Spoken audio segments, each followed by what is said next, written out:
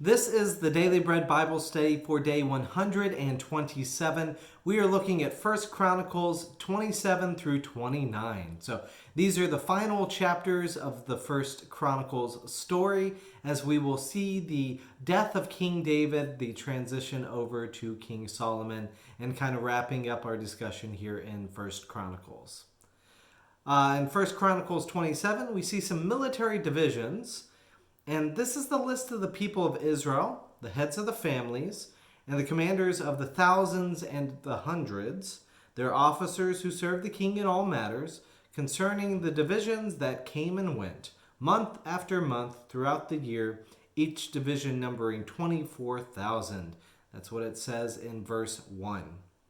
So the names include many of the 30, those list of mighty men of King David, that were mentioned in 1 Chronicles chapter 11. Now it makes sense that you would appoint valiant and favored warriors as your leaders in battle. We then move on to a list of leaders of the tribes of Israel. It is also notes that a full list of those below 20 years of age was stopped due to the plague sent upon King David for the taking of the census improperly. So at the end of chapter 27, we see a list of officials and those closest to advise the king. Some names we have discussed previously are Ahithophel, who defected with Absalom, Hushai, who helped King David escape from Absalom, Benaiah, who was commander of the 30, Joab, who was the commander of the king's army. We also have mentioned Jonathan, called David's uncle in this, which seems a little bit strange since we remember another important Jonathan, the son of King Saul, who was a very close friend with David. Now, Jonathan, son of Abiathar, is also mentioned in 1 Kings 1:42, so this is not likely the son of King Saul who has died. So, all these names of Jonathan I find interesting. In 1 Chronicles 28, we now have a bit of a narrative section. King David calls all the leaders together, and he lets them know about the succession plans through the soon-to-be King Solomon. So it's stated that Solomon will build the temple. Judah is the leader over all Israel. Invitation to obey the commandments of the Lord. And if you forsake the covenant, God will forsake you. David then turns everything over to Solomon as kind of the wrapping of that up. So in our final chapter for today, chapter 29, King David continues speaking to the assembly.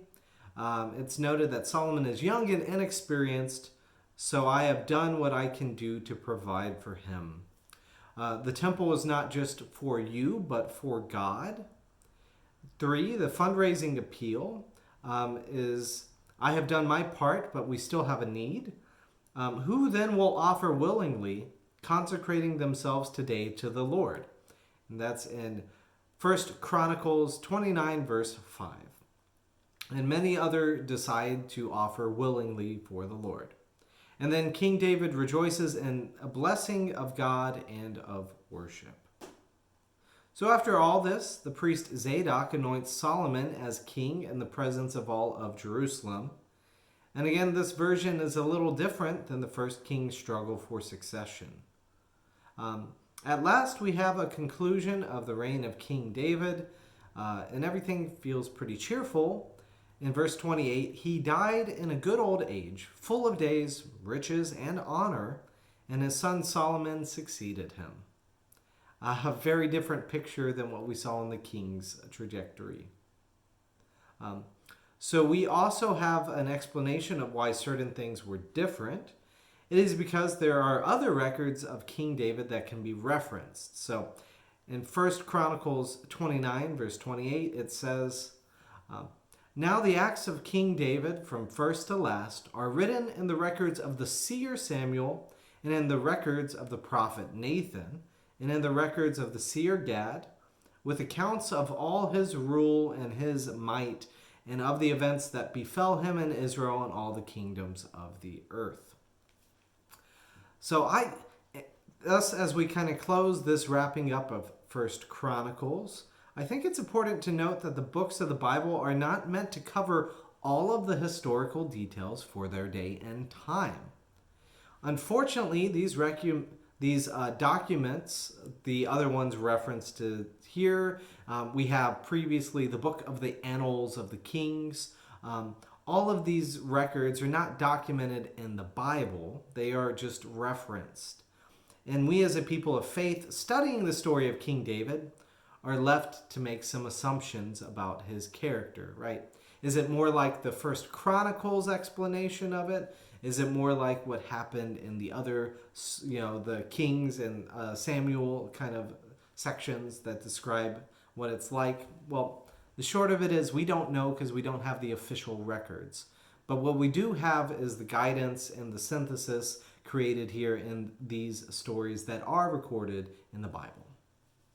So I hope that saying all of that, I hope that that frees you and empowers you to know that you don't have to have every detail about the Bible correct. You don't have to know everything about every person within the Bible.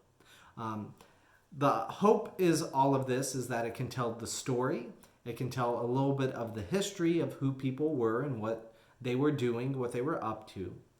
But ultimately, it is up to us in our faith to be able to tell the story that God has put upon our hearts, as the story of our lives keeps on going in this day and time, and it's not just stuck 2,000 years in the past. So look forward to all that is to come and journeying into Second Chronicles, that narrative arc, next time.